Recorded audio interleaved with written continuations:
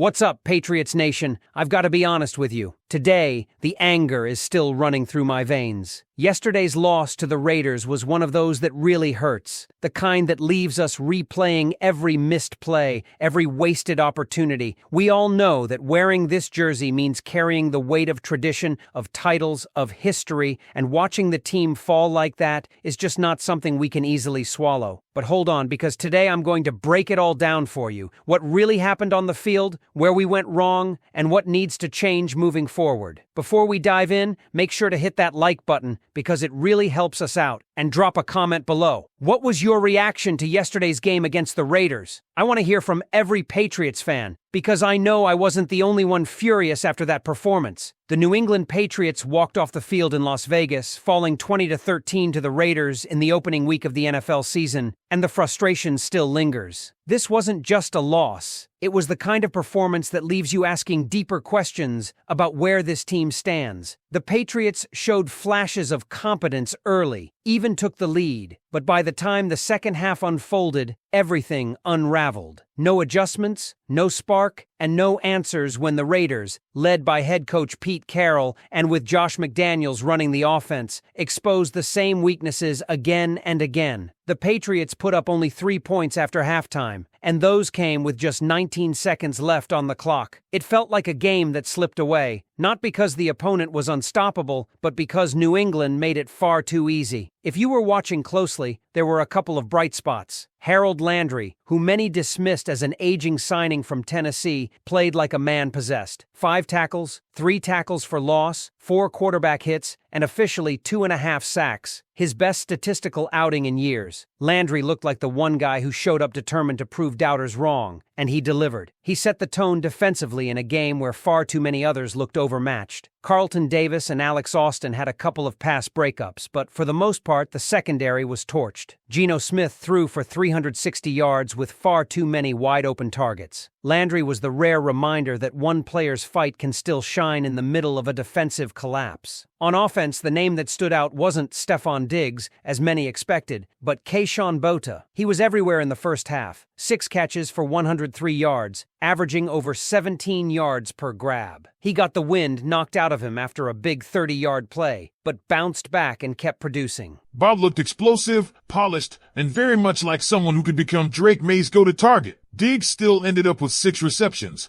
but it was Bob who kept the offense alive early, proving that the development we saw through training camp and preseason was not a mirage. For a unit that was otherwise stagnant, going 4 straight drives with 3 and outs, Bob was the only consistent spark. But for every bright spot, there seemed to be a bigger shadow. Jalen Hawkins, thrust into a starting safety role after the team cut Jabril Peppers, struggled mightily. He was directly responsible for giving up a deep ball to Trey Tucker on the opening drive, putting the Patriots in a hole immediately. Later, he committed an unnecessary roughness penalty that extended a Raiders drive. Even before Brock Bowers went down with a knee injury, Hawkins was beaten repeatedly, part of a secondary that surrendered 5 catches for 103 yards to Bowers alone. Hawkins wasn't brought here to be a starter, and it showed. He looked overmatched, unsteady, and left many questioning the decision to let Peppers walk when he could have kept Hawkins in a backup role. And then there's the quarterback. Drake May's box score, 30 completions for 287 yards and a touchdown, might look serviceable at first glance,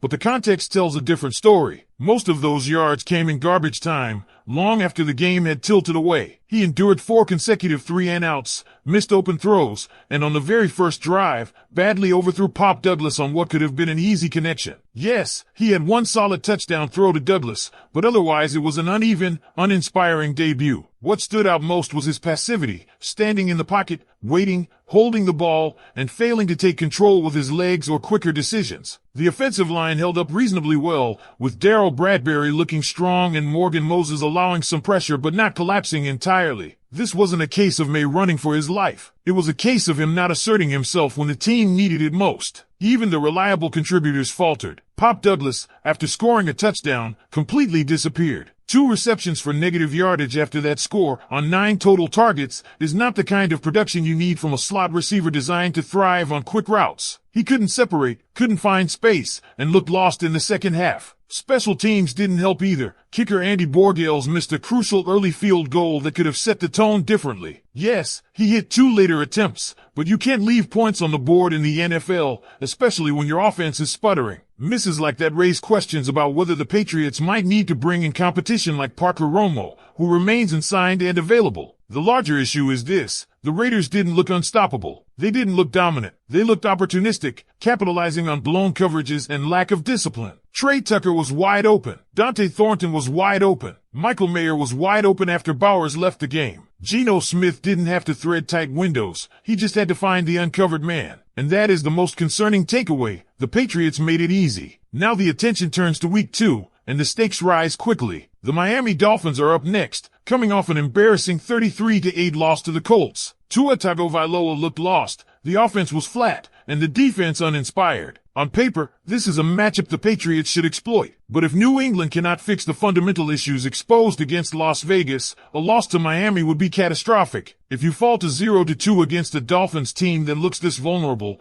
the questions around Josh McDaniels' play calling, Drake May's readiness, and the secondary's reliability will only intensify. The season is just one game old, but the margin for error feels razor thin already. So I want to hear from you. After watching this game, who do you think was the biggest disappointment for the Patriots? Was it Drake May not living up to the moment? Jalen Hawkins crumbling in coverage? The coaching staff refusing to adjust? Or someone else entirely? Drop your thoughts in the comments, because this conversation is only getting started. And here's the thing, when you look at a season opener, you expect some mistakes. New systems, new players, new chemistry. It takes time to find rhythm. But what made this loss so deflating wasn't just the errors, it was the lack of answers. For long stretches, the Patriots looked like they had no plan once the Raiders adjusted. The screens kept coming on first down, predictable and ineffective, leaving Drake May in impossible second and long situations. Fans at home saw it. Raiders defenders saw it. Everyone knew what was coming, and McDaniels never broke out of the cycle. That's not the kind of offensive creativity that can carry a young quarterback. It's the kind of stagnation that suffocates him. Now, credit where it's due, the offensive line deserves more recognition than they'll get. Darryl Bradbury, in particular,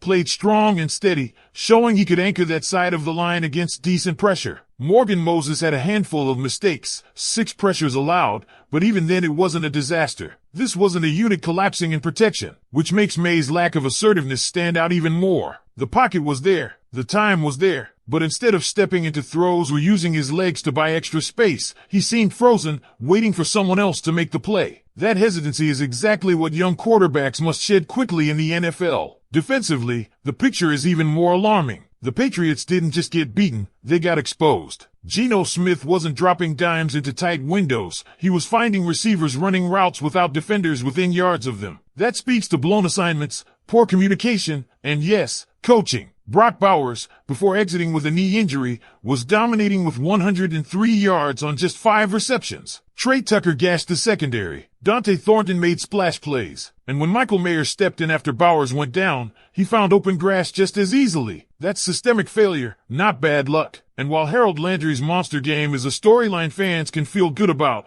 the contrast only highlights how much he was on an island. He gave everything: 5 tackles, 3 for loss, constant quarterback hits, a career-best sack performance. But one man can't carry a defense when the secondary is bleeding yards and the safeties are lost in coverage. Landry's effort was heroic, but it underscores how unbalanced this defense currently is. Special teams didn't offer salvation either. Andy Borgales missing a manageable early field goal may seem small in the box score, but moments like that change games. Instead of taking momentum, you gift it away. Yes, he rebounded with 2 makes, but NFL kickers are judged by their reliability in pressure moments. When you miss the easy ones, the questions about your future become louder. And with Parker Romo still out there unsigned, the Patriots coaching staff will have to decide quickly how much patience they really have. So where does that leave this team heading into week 2? The Miami Dolphins may have looked like a mess in their blowout loss to the Colts, but that doesn't mean they'll roll over. Mike McDaniel is coaching for his job. Tua Tagovailoa has every reason to bounce back, and Miami has the kind of speed on offense that can punish a defense already struggling with blown coverages. This is a pivotal moment for New England. Lose to Miami, and the narrative shifts dramatically. Instead of early season hiccups, it becomes fundamental flaws. Instead of patience with a rookie quarterback and a new system, it becomes panic about whether the rebuild is already off track. And Patriot Nation, that's why this game against the Dolphins isn't just another matchup on the schedule, it's a test of identity. Do the Patriots bounce back, make adjustments, and prove they're still a team to be taken seriously? Or do they crumble under the same issues, predictable play calling, defensive lapses, and missed opportunities? You've heard my take, but now I want yours. After watching the collapse against the Raiders and seeing what's next on the horizon, how confident are you in this team? Do you believe Drake Maye can grow into the role quickly? Or are you already concerned about his development? Do you think the defense can patch up its communication issues, or is the secondary destined to be the Achilles heel all season long? And perhaps most importantly, do you trust Josh McDaniels to adjust his offensive approach before it drags this season into a hole too deep to escape? Let me know what you think in the comments, because the conversation about this Patriots team is only just beginning. And if we're being completely honest, Patriots fans, this moment feels like a crossroads. One game doesn't define a season, but it can expose the cracks that, if ignored, turn into fault lines. The issues against the Raiders weren't random, they were repeatable. A defense that looked confused, an offense that lacked creativity, and a quarterback who seemed hesitant to take ownership of the game. These are not one-week problems, they're challenges that require urgency from the coaching staff right now. The Dolphins game is bigger than just week 2, it's about momentum. And 0-2 start, especially with a rookie quarterback at the helm, changes the conversation completely. It shakes confidence inside the locker room. It puts more weight on